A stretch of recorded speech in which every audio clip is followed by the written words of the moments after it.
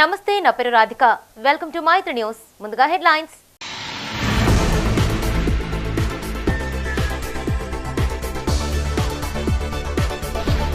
అనుమతి లేకుండా ప్రకటనలు ఇస్తే చర్యలు కరీంనగర్ లో మీడియా సెంటర్ ప్రారంభం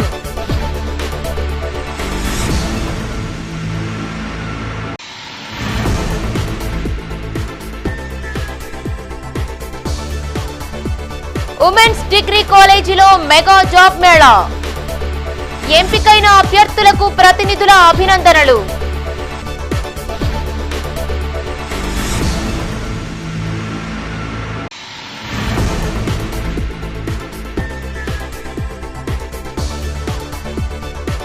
పంటలు ఎండుతుంటే పార్టీ ఫిరాయింపులా కాంగ్రెస్ సర్కారుపై మండిపడ్డ బీఆర్ఎస్ నేత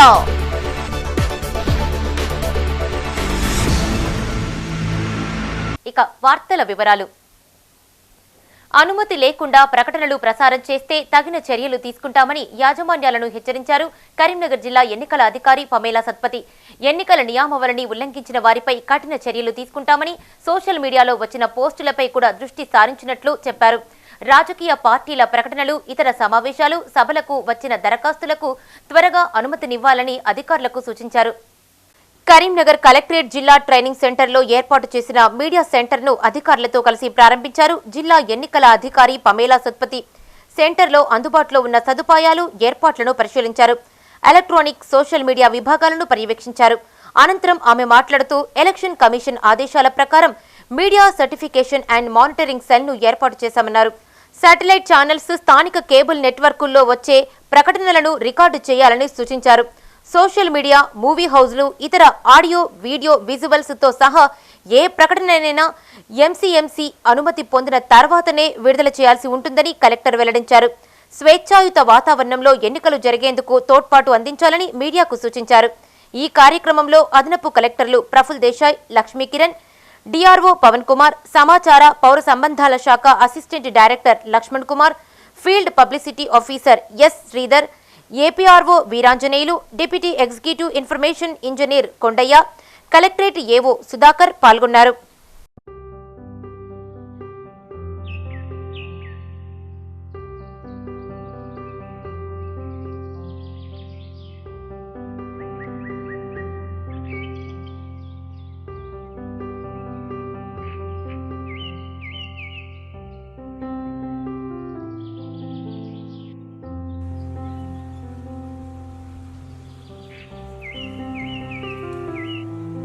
లోక్సభ ఎన్నికల షెడ్యూల్ ప్రకటించిన సందర్భంగా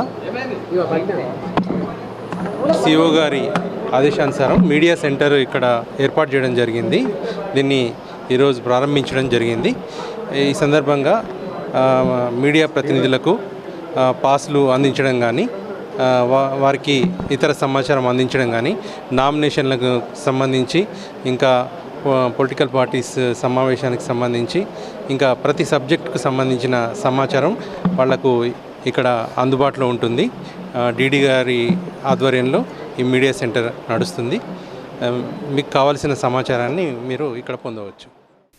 కరీంనగర్ ఉమెన్స్ డిగ్రీ పీజీ కాలేజీలో నిర్వహించిన మెగా జాబ్ మేళాకు మంచి స్పందన వచ్చింది. వివిధ ప్రాంతాల నుండి వచ్చిన సుమారు 22 కంపెనీల ప్రతినిధులు 350 మంది అభ్యర్థులకు ఇంటర్వ్యూలు చేశారు. ఇందులో 150 మంది వరకు షార్ట్ లిస్ట్ చేసి కొందరికి నియామకపు పత్రాలు అందజేశారు. వివిధ కంపెనీల ఉద్యోగాలకు ఎంపికైన వారిని అభినందించారు ప్రిన్సిపల్ శ్రీలక్ష్మి, కంపెనీల ప్రతినిధులు. కరీంనగర్ కశ్మీర్ గడ్డలోని ప్రభుత్వ మహిళా డిగ్రీ పీజీ కాలేజీలో మ్యాజిక్ బస్ ఇండియా ఫౌండేషన్ సౌజన్యంతో టీఎస్కేసీ ఆధ్వర్యంలో మెగా జాబ్ మేళా నిర్వహించారు. ఇందులో హైదరాబాద్ తదితర ప్రాంతాల నుంచి 22 కంపెనీల ప్రతినిధులు పాల్గొని సుమారు 350 మంది అభ్యర్థులకు ఇంటర్వ్యూలు చేసి సెలెక్ట్ చేశారు. ఈ సందర్భంగా ప్రిన్సిపల్ డాక్టర్ శ్రీలక్ష్మి మాట్లాడుతూ ప్రతి సంవత్సరం తమ కళాశాలలో మెగా జాబ్ మేళాలు ఏర్పాటు చేస్తున్నట్టు తెలిపారు. ఇందులో భాగంగా ఏర్పాటు చేసిన ఈ జాబ్ మేళాలో వివిధ ప్రాంతాల నుంచి వచ్చిన అభ్యర్థులు ఇంటర్వ్యూలో పాల్గొన్నట్టు తెలిపారు. తమ కళాశాలలో నాణ్యమైన బోధనతో పాటు ఉద్యోగ ఉపాధి అవకాశాల కల్పనకు పలు కార్యక్రమాలు చేపడుతున్నట్లు తెలిపారు. మా కళాశాలలో ఈ సంవత్సరానికి మేము మెగా జాబ్ డ్రైవ్ టీఎస్కేసీ ఆధ్వర్యంలో నిర్వహించడం జరిగింది. సో ఈ మెగా జాబ్ మేళాకి 22 కంపెనీస్ హైదరాబాద్ నుంచి ఇతర ప్లేసెస్ నుంచి రావడం జరిగింది. ఇందులో సుమారుగా 300 మంది అభ్యర్థులు పాల్గొన్నారు. సో ఇది ఆఫ్లైన్ క్యాంపస్. సో ఇతర కళాశాలలకు చెందినటువంటి క్యాండిడేట్స్కి కూడా మేము అవకాశం కల్పించడం జరిగింది. సో మా కళాశాలలో టీఎస్కేసీ కోఆర్డినేటర్ డాక్టర్ శోభారాణి గారు, అదేవిధంగా TSKC full time mentor Shri Rajasekhar ఈ జాబ్ మేళాకి కావాల్సినటువంటి ఏర్పాట్లన్నీ కూడా చాలా చక్కగా నిర్వహించడం జరిగింది. సో మొత్తం జాబ్ మేళాని 20 క్లాస్ రూమ్స్లో మేము ఏర్పాటు చేయడం జరిగింది. పొద్దున ఘనంగా ఇనాగరల్ ఫంక్షన్ చేసుకున్నాము. సో దీనిలో సుమారుగా 150 మంది స్టూడెంట్స్ షార్ట్ లిస్ట్ అయ్యే అవకాశం మాకు కనిపిస్తూ ఉన్నది. సో కొంతమంది ఒక రౌండ్లోనే సెలెక్ట్ అయ్యారు. ఇంకొంతమందికి తిరిగి ఇంటర్వ్యూస్ అనేవి ఆన్లైన్ పద్ధతిలో కండక్ట్ చేసి వాళ్ళకి ఆఫర్ లెటర్స్ ఇవ్వడం జరుగుతుంది. సో ఈ జాబ్ మేళాలో పాల్గొనడానికి మన కరీంనగర్ నుంచే కాకుండా వరంగల్, హైదరాబాద్, జగిత్యాల్, అదేవిధంగా మంచిర్యాల్ నుంచి కూడా విద్యార్థులు పాల్గొనడం మాకు చాలా ఆనందాన్ని కలగజేసింది. ఓకే, ప్రభుత్వ మహిళా డిగ్రీ కళాశాల కరీంనగర్లోని Telangana skills and knowledge centre ఆధ్వర్యంలో మనకు ఈరోజు 22 కంపెనీలతో ఒక పెద్ద మెగా జాబ్ డ్రైవ్ జరుగుతుంది. ఇందులో మనకి ఇక్కడ 350 వరకు స్టూడెంట్స్ రిజిస్టర్ అయ్యారు. సో వారి నుండి మనకి ఈ వివిధ కంపెనీలు వారి పద్ధతిలో వాళ్ళకి ఓకే వాళ్ళు ఏంటంటే ఇంటర్వ్యూస్ అన్నీ కూడా కండక్ట్ చేశారు. అందులో ఎస్ఏ రైటింగ్ కావచ్చు, పర్సనల్ ఇంటర్వ్యూస్ కావచ్చు, అండ్ గ్రూప్ డిస్కషన్స్, వీటి ద్వారా వారిని సెలెక్ట్ చేసుకోవడం జరిగింది. కొందరికి ఈరోజే వారికి ఆఫర్ లెటర్స్ ఇవ్వడం జరుగుతుంది. మరికొందరికి ఏమో షార్ట్ లిస్ట్ చేసేసి వారి ప్లేసెస్కి వాళ్ళను అక్కడి వరకు తీసుకురావడానికి, అక్కడి వరకు వచ్చి వాళ్ళు ఇంటర్వ్యూ ఇవ్వాలని చెప్పడం జరిగింది. వాళ్ళని షార్ట్ లిస్ట్ చేశారు.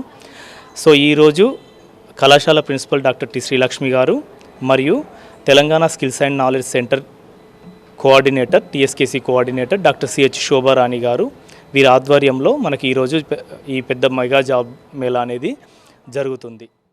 నీళ్లు లేక పంటలు ఎండిపోతూ ఉంటే కాంగ్రెస్ ప్రభుత్వం ఇతర పార్టీల నేతలను చేర్చుకునే పనిలో బిజీగా ఉందని ఆరోపించారు కరీంనగర్ బీఆర్ఎస్ అభ్యర్థి బోయిన్పల్లి వినోద్ కుమార్. ఎండిపోయిన పంటలకు పరిహారం చెల్లించాలని, 2 లక్షల రుణమాఫీ చేయాలని డిమాండ్ చేశారు. సిద్దిపేట జిల్లా బెజ్జంకి మండలం లక్ష్మీపూర్లో ఎండిన పంట పొలాలను మాజీ ఎమ్మెల్యే రసమై బాలకిషన్తో కలిసి పరిశీలించారు బీఆర్ఎస్ పార్లమెంట్ అభ్యర్థి వినోద్ కుమార్. ఈ సందర్భంగా ఆయన మాట్లాడుతూ మేడిగడ్డ బ్యారేజీ కుంగిన పిల్లర్ల వద్ద కాంగ్రెస్ ప్రభుత్వం కాపర్ డ్యాం నిర్మాణం చేసినట్లయితే ఇప్పుడు కరువు వచ్చే పరిస్థితి ఉండేది కాదన్నారు. ప్రభుత్వ అసమర్థత కారణంగా గోదావరి నదిలో రోజుకు 5,000 క్యూసెక్కుల నీళ్లు వృధాగా పోతున్నాయని ఆందోళన వ్యక్తం చేశారు. సీఎం రేవంత్ రెడ్డి ఇచ్చిన హామీ మేరకు 2 లక్షల రుణమాఫీ చేయాలని, దీనికి సంబంధించిన జీవోలను విడుదల చేయాలన్నారు. ఎండిన పంటలకు ఎకరానికి 25,000 చొప్పున నష్టపరిహారం ఇవ్వాలని డిమాండ్ చేశారు. ఈ కార్యక్రమంలో బీఆర్ఎస్ మండల అధ్యక్షులు పాకాల మహిపాల్ రెడ్డి, రాష్ట్ర నాయకులు లింగాల లక్ష్మణ్, శ్రీనివాస్ గుప్తా, బోయినపల్లి శ్రీనివాసరావు, తిరుపతి రెడ్డి, రాజిరెడ్డి, తిరుపతి రెడ్డి, కచ్చు రాజయ్య పాల్గొన్నారు. పాకాల పద్మ లక్ష్మీపూర్ గ్రామ వాస్తవ్యులు, రైతు. ఆ పద్మ గారు చెప్పినంత తెలివి కూడా ఎవరికి లేదు. ఏం చెప్పింది? కేసీఆర్ సర్కారు చెరువులు కుంటలు నింపేది, మా బాయిలలో బోర్లలో నీళ్ళుండేది, కరెంటు మోటార్తో మేము బారించుకున్నాం గత 10 ఏళ్ళు అని చెప్పి చెప్తాను. ఆ స్పృహ లేదు. ఇలా మిడ్ మానేర్లో గన్ని నీళ్ళుండే, 16 టీఎంసీలు నీళ్ళుండే. ఆ నీళ్లు తీసుకొచ్చి అన్నపూర్ణలో 2 టీఎంసీలు వేసి ఈ బెజ్జంకి, ఇల్లంతకుంట మండలాల్లో చెరువులు కుంటలు అన్నీ నింపితే ఇలా రైతులు కోట్లాది రూపాయల పంట పండించుకున్నది. ఇలా ఈ 2 మండలాల్లో ఉన్నటువంటి రైతులకి నష్టపరిచింది, ఈ కరువు తెచ్చింది కాంగ్రెస్ పార్టీ నాయకత్వం. ఆలోచితంగా అనాలోచితంగా చెప్పిన 16 టీఎంసీలు ఇప్పటి కూడా కిందికి నీళ్ళు పోతున్నాయి. నీళ్ళు లేక కాదు, ఎక్కడ నీళ్ళు ఇవ్వాలి, ఎప్పుడు ఇవ్వాలి, ఎందుకోసం ఇవ్వాలని ఆలోచించి ప్రయత్నం చేయాలి. ఇలా తోటపల్లి రిజర్వాయర్కి పోతున్నాయి నీళ్ళు. నీళ్ళు 2 టీఎంసీలు ఇక్కడ ఇస్తే బెజ్జంకి మండలమును తర్వాత ఇల్లంతకుంట మండలం మొత్తం పంటలు పడ కోట్లాది రూపాయల పంట పండు. ఈ కాంగ్రెస్ ప్రభుత్వము మేడిగడ్డ దగ్గర కూడా వెంటనే మరమ్మతులు చేపట్టి ఒక కాఫర్ డ్యామ్ కట్టి ఆ నీళ్లు ఎత్తిపోస్తే ఈ 2 ఎల్ఎండి మిడ్ మానేరు నిండు. ఇలా దురదృష్టవశాత్తు కాంగ్రెస్ పార్టీ ప్రజల పట్ల సమయం కేటాయించకపోవడం, ప్రజల సమస్యల పరిష్కారానికి ఆలోచన చేయకపోవడమే ఈ దౌర్భాగ్యం. గత బీఆర్ఎస్ ప్రభుత్వం వల్లే ప్రస్తుతం నీటి సమస్య తలెత్తిందన్నారు కాంగ్రెస్ సీనియర్ నేత ఎమ్మెల్సీ జీవన్ రెడ్డి. జగిత్యాల పట్టణంలోని ఇందిరా భవన్లో మీడియాతో మాట్లాడారు ఆయన. పంటలు ఎండిపోకుండా కాంగ్రెస్ ప్రభుత్వం ప్రణాళికాబద్ధంగా నీటిని విడుదల చేస్తుందన్నారు. రైతులు ఆందోళన చెందేలా మాజీ మంత్రి హరీష్ రావు వాస్తవాలను వక్రీకరిస్తున్నారని ధ్వజమెత్తారు. 10 ఏళ్ల బీఆర్ఎస్ పాలనలో ఎప్పుడైనా పంట నష్ట పరిహారం చెల్లించారా అని ప్రశ్నించారు. పంట నష్టంపై రైతులెవరూ ఆందోళన చెందవద్దని, పరిహారం అందేలా చూస్తామని హామీ ఇచ్చారు. 5 ఏళ్లలో ఏమీ చేయలేని ఎంపీ అరవింద్ మరోసారి ఎలా ఓటు అడుగుతారని ప్రశ్నించారు. తెలంగాణ ఉద్యమంలో ఇది ఒక ప్రధానమైన అంశం అని చెప్పంటున్నాను. ఈ ప్రాంత రైతాంగం అందరూ కూడా ఏదైతుందో తెలంగాణ రాష్ట్రం ఏర్పాటు కాబట్టినట్టయితే ఆ 51% ప్రైవేటు పరం చేపట్టినటువంటి యొక్క వాటాను ప్రభుత్వం సేకరించి అందరూ ప్రైవేటు యాజమాన్యంలో నిర్మింపబడుతున్న ఒక చక్కెర కర్మాగారాన్ని ప్రభుత్వ పరంగా నిర్మింపజేయబడుతుందని చెప్పి భావించడం. అదిగో ఇదిగో 2015లో ఏదైతుందో ఆ ఎంపీ కవిత గారు మరి దుర్సాన్ని మరి ఆమె ఏం ఆలోచన వచ్చింది ఏదో మాకు తెలియదు, కానీ ముఖ్యమంత్రి గారి తనయ ఈ ప్రాంతానికి పార్లమెంట్ సభ్యురాలు అన్నాడు. అప్పటి ముఖ్యమంత్రి కేసీఆర్ గారి తనయ కవిత గారి ప్రాంతానికి పార్లమెంట్ సభ్యురాలుగా ప్రాతినిధ్యం వహిస్తుండే. ఆయన ప్రైవేటు రంగంలో నిర్మింపబడుతున్న ఒక చక్కెర కర్మాగారం 2015లో ఆయన మూతపడ్డాడు. ఇదే విద్యాసాగర్ రావు గారు శాసనసభ్యుడు మెట్పల్లికి వెళ్ళి నేను బాజిరెడ్డి గోవర్ధన్ గారు ఏతుందో అదే విద్యాసాగర్ పక్కబడి కూతురు పెట్టుకొని చక్కెర కర్మాగారం గురించి మాట్లాడుతున్నందుకు ఆశ్చర్యం కలుగుతుందని చెప్పండి. భూదందాల్లో అక్రమార్కులు కటకటాల పాలవుతున్నారు. కరీంనగర్ సిపి కమిషనర్ అభిషేక్ మహంతి ఏర్పాటు చేసిన ఎకనామికల్ అఫెన్స్ వింగ్ లో వచ్చిన ఫిర్యాదు మేరకు విచారణ చేపట్టి నాన్ బెయిలబుల్ కేసులు నమోదు చేస్తున్నారు పోలీసులు. తాజాగా 3 కేసుల్లో పలువురిని అరెస్ట్ చేసి రిమాండ్కు తరలించారు. ఇందులో జెడ్పీటీసీ భర్త పిట్టల రవీందర్, కార్పొరేటర్ భర్త ఆకుల ప్రకాష్, మంద నగేష్లను అరెస్ట్ చేశారు. భూ ఆక్రమణ కేసులో కరీంనగర్ జిల్లా కొత్తపల్లి జెడ్పీటీసీ భర్త చింతకుంట మాజీ సర్పంచ్ పిట్టల రవీందర్ అరెస్ట్ అయ్యారు. కోర్టు ఆదేశాలతో అతన్ని 11 రోజుల రిమాండ్కు జైలుకు తరలించారు పోలీసులు. హైదరాబాద్ మాదాపూర్కు చెందిన పామ్రాజ్ గోవిందరావు ఇచ్చిన ఫిర్యాదు మేరకు కేసు నమోదు చేసి దర్యాప్తు చేపట్టిన పోలీసులు తప్పుడు ధృవపత్రాలు సృష్టించి రిజిస్ట్రేషన్ చేయించుకున్నట్లు విచారణలో తేల్చారు.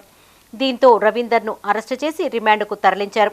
ఈ కేసులో అప్పటి తహసీల్దార్ మోహన్ రెడ్డితో పాటు రాజయ్య, గడ్డం ఆదిరెడ్డిలపైన కేసు నమోదు చేశారు పోలీసులు.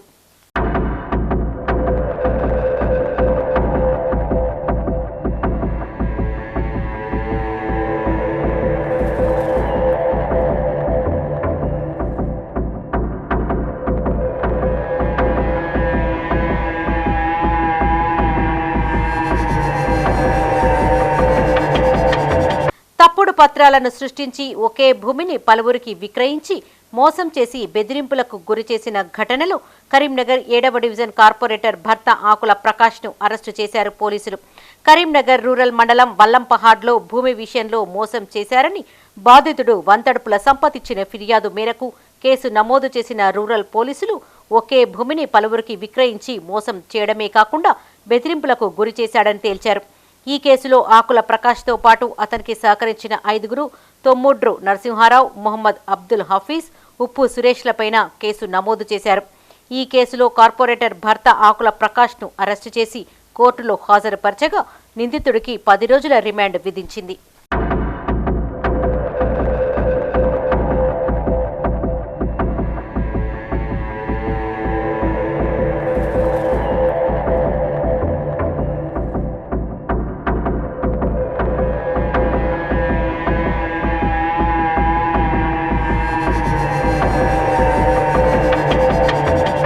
తప్పుడు పత్రాలు సృష్టించి మోసపూరితంగా వాటిని చూపి ఒక వ్యక్తిని బెదిరింపులకు గురిచేసి 5 లక్షల దోపిడీకి పాల్పడిన కేసులో రౌడీ షీటర్ తిరుపతి విష్ణువర్ధన్, కాంగ్రెస్ నాయకుడు మంద నగేష్ను అరెస్టు చేసి జైలుకు తరలించారు.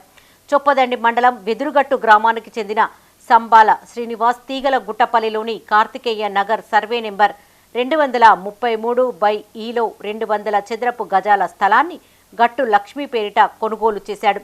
భూమికి తప్పుడు పత్రాలను చూపించి పంబాల శ్రీనివాస్ను డబ్బులు డిమాండ్ చేశాడు. 5 లక్షల రూపాయలు శ్రీనివాస్ వారికి ఇచ్చాడు. మరో 10 లక్షలు కావాలని డిమాండ్ చేయడంతో పంబాల శ్రీనివాస్ పోలీసులకు ఫిర్యాదు చేశాడు.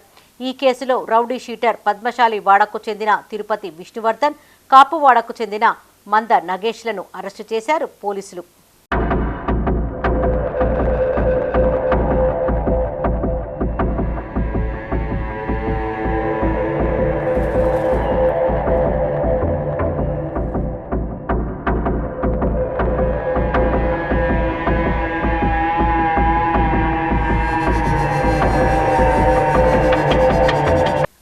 విద్యార్థులకు చదువుతో పాటు క్రమశిక్షణ ముఖ్యమన్నారు జ్యోతిష్మతి విద్యా సంస్థల అధినేత జువాడి సాగర్ రావు.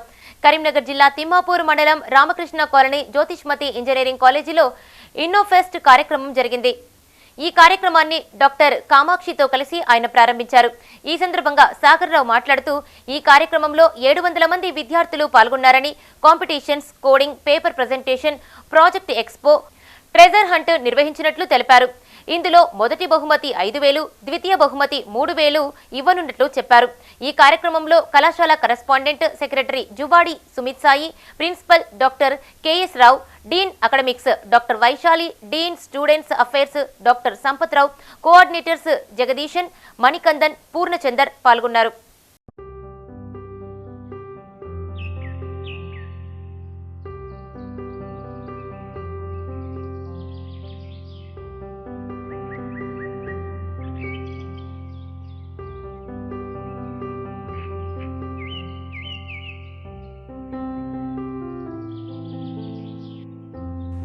అర్హులకు భూ పంపిణీ చేయాలని డిమాండ్ చేస్తూ సిద్దిపేట జిల్లా బెజ్జంకి మండల కేంద్రంలో నిరాహార దీక్ష చేపట్టారు గూడెం వాసులు. గత బీఆర్ఎస్ ప్రభుత్వం 2017లో దళితులకు 3 ఎకరాల భూమి పంపిణీలో తమకు అన్యాయం జరిగిందని, ఎన్నికల ముందు ప్రస్తుత ఎమ్మెల్యే డాక్టర్ కవంపల్లి సత్యనారాయణ హామీ ఇచ్చారని తెలిపారు. 1 గుంట కూడా లేని 15 దళిత కుటుంబాలకు న్యాయం చేయాలని ప్రభుత్వాన్ని కోరారు. గతంలో భూ పంపిణీలో అన్యాయం జరిగిందని, గ్రామానికి చెందిన దళితుడు మహంకాళి శ్రీనివాస్ ఆత్మహత్య చేసుకున్నాడని, అలాంటి తప్పిదాలు చేయవద్దని ఎమ్మెల్యే డాక్టర్ కవంపల్లిని కోరారు. బెజ్జంకి మండల కేంద్రంలోని తహసీల్దార్ గారి ఆఫీసు ఆవరణంలో మరి గత 22 రోజులుగా గూడెం దళితులు నిరాహార దీక్ష చేస్తున్నాం. నా పేరు మహంకాళి బాబు, మాది గూడెం గ్రామం, బెజ్జంకి మండలం, సిద్దిపేట జిల్లా. సార్, మేము గత 22 రోజుల నుంచి ఇక్కడ నిరాహార దీక్ష కూర్చోవడానికి గల కారణం ఏంటంటే 2017లో మరి గత ప్రభుత్వం కేటాయించినటువంటి దళితులకు 3 ఎకరాల భూమి అని కేటాయించింది.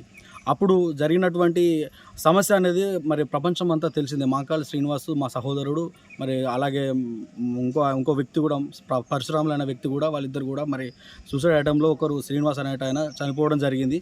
అక్కడ ఏం జరిగిందంటే సమస్య, మా విలేజ్కి 60 ఎకరాల 18 గుంటలు అనేది భూమి కేటాయించడం జరిగింది గత ప్రభుత్వం. అప్పుడు అక్కడ అర్హులైన వారికి మరి భూములు ఇవ్వలేదని, గ్రామంలో గ్రామసభ పెట్టలేదని చెప్పేసి మహంకాళి శ్రీనివాస్ అనే వ్యక్తి, నేను అర్హునై ఉండి నాకు భూమి రాలేదని చెప్పి ఆయన మనస్తాపం చెంది మరి చనిపోవడం జరిగింది. తర్వాత మరి అప్పుడు ఉన్నటువంటి ప్రభుత్వంలో ఈటెల రాజేందర్ గారు, అలాగే స్థానికంగా ఉన్నటువంటి మా మానకొండూరు ఎమ్మెల్యే, అప్పుడున్నటువంటి ఎమ్మెల్యే మరి రసమై బాలకిషన్ గారు, వారి ఆధ్వర్యంలో జరిగింది. బెజ్జంకి మండలం, సిద్దిపేట జిల్లా. నా పేరు మహంకాళి దీనా. మాకు 3 ఎకరాల భూమి గురించి గత ప్రభుత్వము 3 ఎకరాల భూమి గురించి జరిగిన విషయం అందరికీ తెలుసు. మరి మాకు అన్యాయం జరిగింది. 3 ఎకరాల భూమిలో భూమి ఉన్న వాళ్ళే భూమి చేసుకున్నారు. మరి మాకు ఎలాంటి గ్రామ సభ పెట్టలేదు, ఎలాంటి స్పందన లేకుండా చేసినారు. వాళ్ళ సర్పంచి చేసిండు దేవ శ్రీనివాస్ రెడ్డి. మరి మమ్మల్ని నిడిసబెట్టి 32 మందికి చేసిండు, భూమి పట్టాలు చేసిండు. 3 ఎకరాల భూమి, 7 ఎకరాలు ఉన్న భూమి ఉన్న వారికి కూడా భూమి అమ్ముకొని, ఈ 2-3 సంవత్సరాల క్రితం అమ్ముకొని వారికి వాళ్ళ చుట్టూ దింపుకొని వాళ్ళు చేసిండు దేవ శ్రీనివాస్ రెడ్డి. మరి మాకు అన్యాయం చేసిండు. 15 మంది కుటుంబాలు ఉన్నాం మేము. మరి రోజు కైకిలు చేసుకుంటే బతికేటోళ్ళం మేము భూమి లేకుండా కానీ మాకు భూమి చేయలేదు. మరి ఎందు గురించి అని మేము ఇన్ని రోజుల నుంచి తిరుగుతూనే ఉన్నాం. ఇప్పుడు 7 సంవత్సరాల నుంచి 2017 నుంచి ఇంతవరకు దాకా తిరుగుతూనే ఉన్నాం. ఇప్పటిదాకా కూడా మాకు స్పందన లేదు. మేము లోక్సభలో ఇచ్చినాము, హైదరాబాద్లో లోక్సభలో ఇచ్చినాం పేపర్స్, ఇక్కడ ఎంఆర్ఓ సార్కి ఇచ్చినాము, అక్కడ సిద్దిపేట జిల్లా కలెక్టర్ ఆఫీసులో ఇచ్చినాము. మాకు ఎక్కడ స్పందన లేదు. మాకు న్యాయం చేయాలి. మరి మేము తిరిగి అలసిపోయి ఇక్కడ విసుగు చెంది ఇక్కడ మరి ధరణి లోపాల వల్ల నిరాశకు గురై రైతులు ఆత్మహత్య చేసుకుంటున్నారని, దీనికి కారకులెవరో చెప్పాలని బీఆర్ఎస్ నేతలను ప్రశ్నించారు ప్రజామిత్ర మండలి వ్యవస్థాపకులు కొరివి వేణుగోపాల్. కరీంనగర్ ప్రెస్ భవన్లో ఆయన మీడియాతో మాట్లాడారు. ధరణి పాలసీ సమస్యల వల్ల అనేక రైతు కుటుంబాలు ఇబ్బందులు ఎదుర్కొంటున్నాయన్నారు. ధరణిని అడ్డం పెట్టుకుని విచ్చలవిడిగా దోపిడీ చేశారని చెప్పారు. ప్రజలు రెవెన్యూ అధికారులపై తిరుగుబాటు చేసే రోజులు వస్తున్నాయన్నారు. చేసిన తప్పులకు కలెక్టర్లపై కేసులు పెట్టాలని కాంగ్రెస్ ప్రభుత్వాన్ని కోరారు. ఈ సమావేశంలో బోయిన్పల్లి చంద్రయ్య, సీగిరి శ్రీధర్, గజ్జల రవి, రామ్మూర్తి పాల్గొన్నారు. అనేటువంటి ఒక రైతు ల్యాండ్ డిస్ప్యూటు కారణంగా ఆత్మహత్య చేసుకొని చనిపోవడం జరిగింది. గతంలో కూడా చాలామంది రైతులు భూ సమస్య వల్ల చనిపోవడం జరిగింది.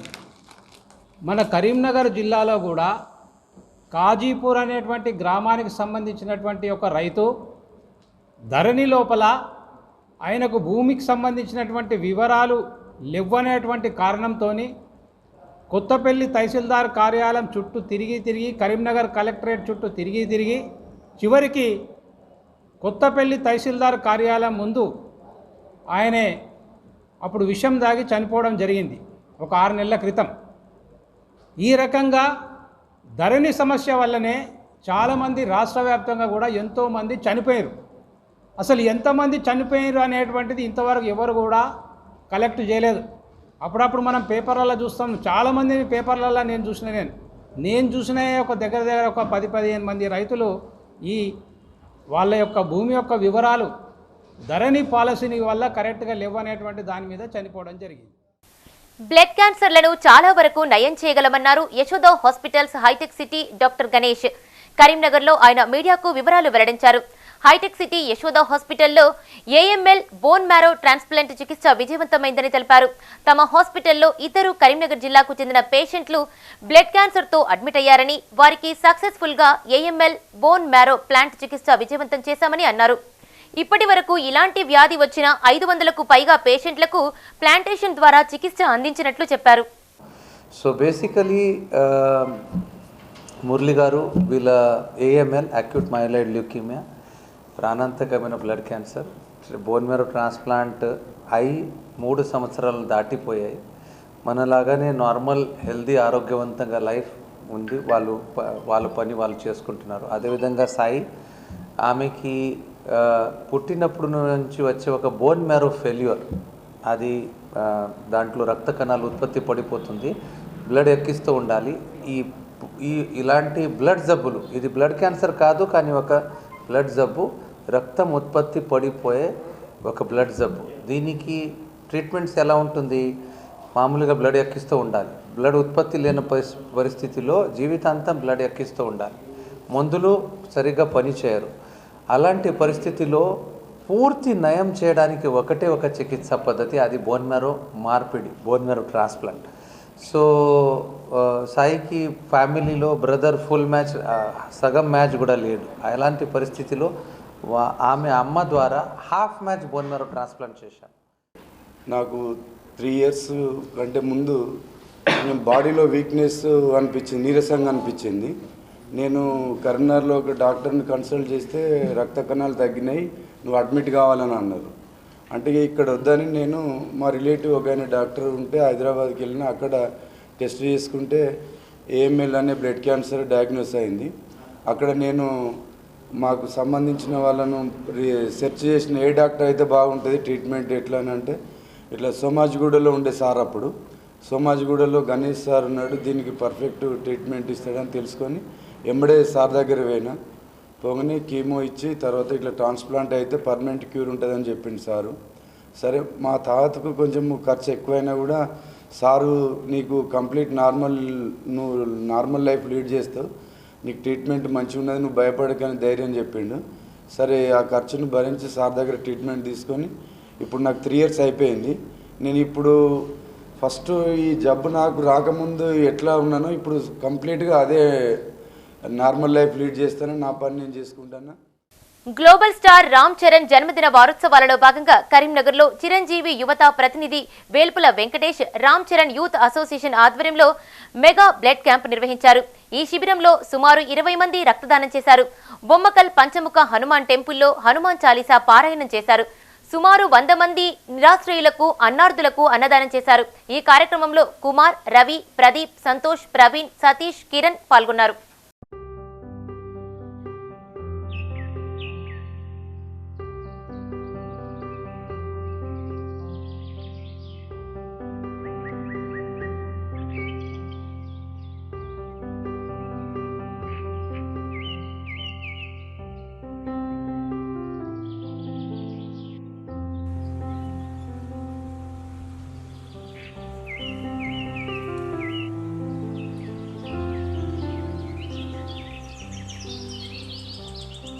కరీంనగర్ కమాన్ చౌరస్తా వద్ద నూతనంగా ఏర్పాటు చేసిన వీరాంజనేయ హోమ్ అప్లయన్సెస్ ప్రారంభించారు. మన Telangana United motor winding workers federation association వ్యవస్థాపక అధ్యక్షుడు కంది కృష్ణారెడ్డి. ఈ సందర్భంగా కృష్ణారెడ్డి మాట్లాడుతూ తన వద్ద శిష్యుడిగా పనిచేసి ఇప్పుడు ఈ సంస్థ ప్రారంభించడం సంతోషంగా ఉందన్నారు. ప్రతి ఇంట్లో ఉపయోగపడే ఎలక్ట్రానిక్ ఐటమ్స్ ఇక్కడ లభిస్తాయని తెలిపారు. ఈ కార్యక్రమంలో ప్రొప్రైటర్ వొల్లాల వీరేశం, దొంత రవీందర్, రత్నాకర్, వివిధ మండలాల అధ్యక్షులు పాల్గొన్నారు. మోటార్ వైండింగ్ చేస్తూ ఎన్నో రోజుల నుంచి కష్టపడుతూ ఈరోజు ఒక అప్లయన్స్ పెట్టుకొని అతను అయిన గురువును మర్చిపోకుండా పిలుచుకొని ఈరోజు తన చేతుల ద్వారా మన ఓపెనింగ్ చేయించుకోవడం చాలా గొప్పతనం. ఇది గురు బ్రహ్మ, గురు విష్ణు, గురు సాక్షాత్తు పరబ్రహ్మ అన్నట్టుగా తను చేసిన దానికి మన వాళ్ళు ఎంతమంది ఇలాంటి ప్రోగ్రామ్స్కు చేసుకోవాలని మనసారా కోరుకుంటూ బాల్యం మత్తులో చిత్తవుతోంది. మత్తు పదార్థాలకు అలవాటు పడుతున్నారు చిన్నారులు. జగిత్యాలలో మొన్న బాలిక సంఘటన వెలుగు చూడగా నేడు మరో 2 చిన్నారుల వింత ప్రవర్తన ఆందోళనలకు గురిచేస్తోంది. ఏదో మత్తు పదార్థం తీసుకున్నట్లు అనుమానిస్తున్నారు చైల్డ్ వెల్ఫేర్ అధికారులు. పిల్లల తల్లిదండ్రుల వివరాలు సేకరించి మత్తు పదార్థాల వైపు వెళ్లేందుకు గల కారణాలను తెలుసుకునే పనిలో పడ్డారు అధికారులు.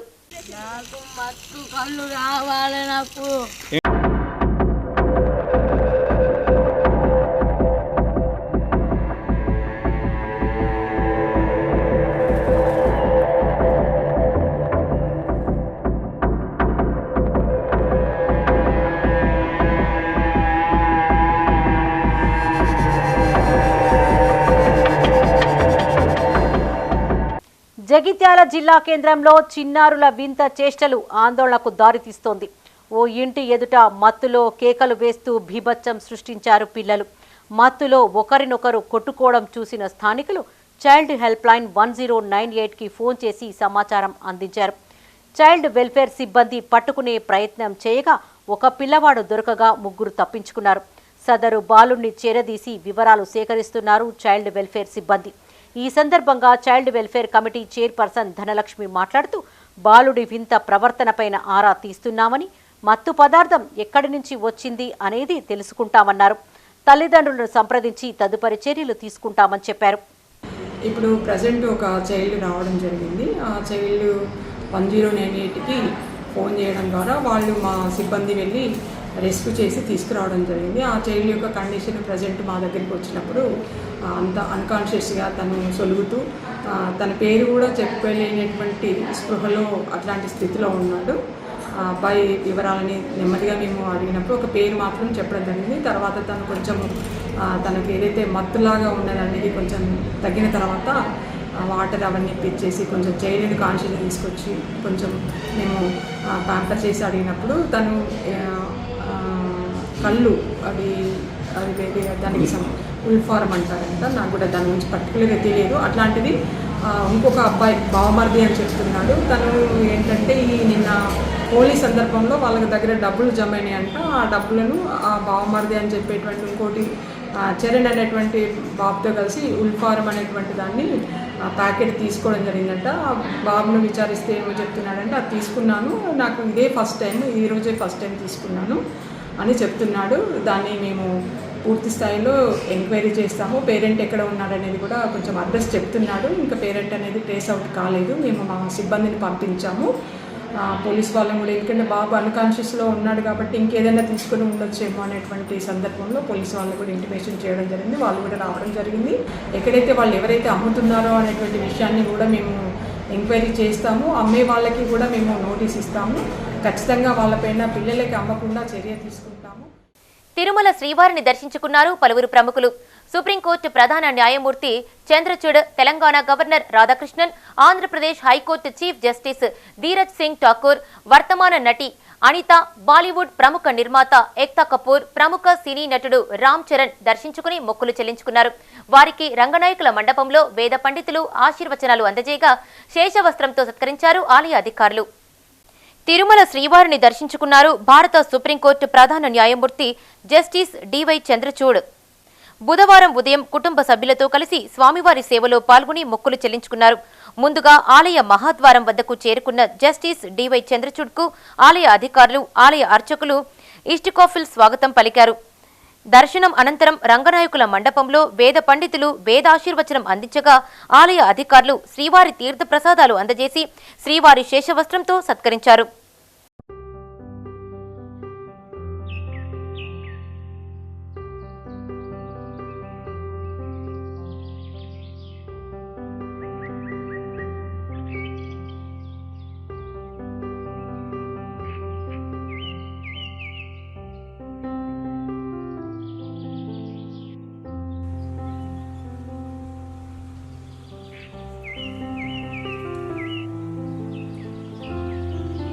తిరుమలలో శ్రీవారిని గవర్నర్ సిపి రాధాకృష్ణన్ దర్శించుకున్నారు.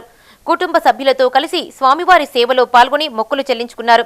దర్శనం అనంతరం రంగనాయకుల మండపంలో వేద పండితులు వేదాశీర్వచనం అందించగా ఆలయ అధికారులు శ్రీవారి తీర్థ ప్రసాదాలు అందజేసి శ్రీవారి శేషవస్త్రంతో సత్కరించారు.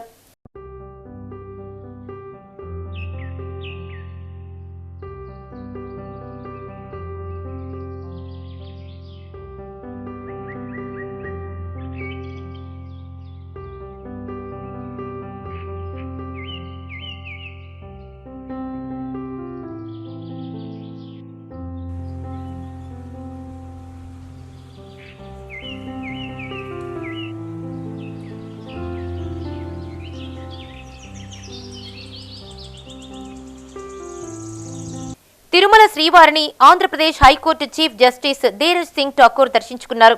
బుధవారం ఉదయం కుటుంబ సభ్యులతో కలిసి స్వామివారి సేవలో పాల్గొని మొక్కులు చెల్లించుకున్నారు.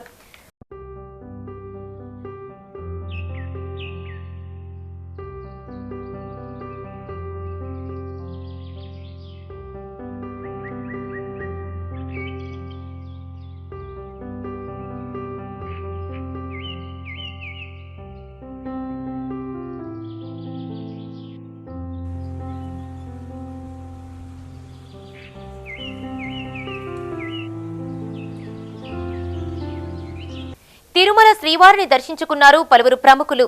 సుప్రభాత సేవలో వర్తమాన నటి నువ్వు నేను ఫేమ్ అనిత, ప్రముఖ బాలీవుడ్ ప్రొడ్యూసర్ ఏక్తా కపూర్లు కలిసి స్వామివారిని దర్శించుకుని మొక్కులు చెల్లించుకున్నారు.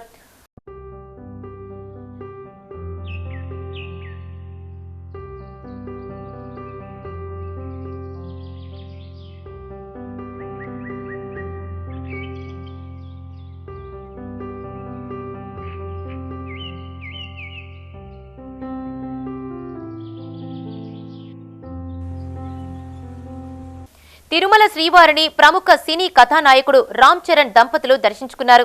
బుధవారం ఉదయం సుప్రభాత సేవలో సతీమణి ఉపాసన, కుమార్తె క్లీంకారాతో కలిసి స్వామివారిని దర్శించుకుని మొక్కులు చెల్లించుకున్నారు. దర్శనం అనంతరం రంగనాయకుల మండపంలో వేద పండితులు వేదాశీర్వచనం అందించగా ఆలయ అధికారులు శ్రీవారి తీర్థ ప్రసాదాలు అందజేశారు.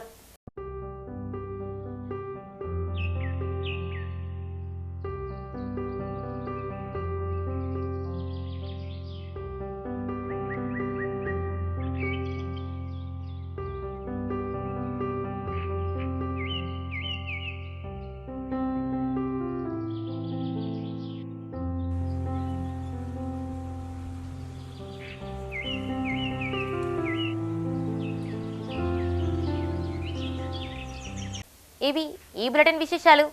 మరిన్ని అప్డేట్స్ కోసం చూస్తూనే ఉండండి మైత్రి న్యూస్. మేము లోకల్ మాడ్డా కరీంనగర్. Sign out Radhika.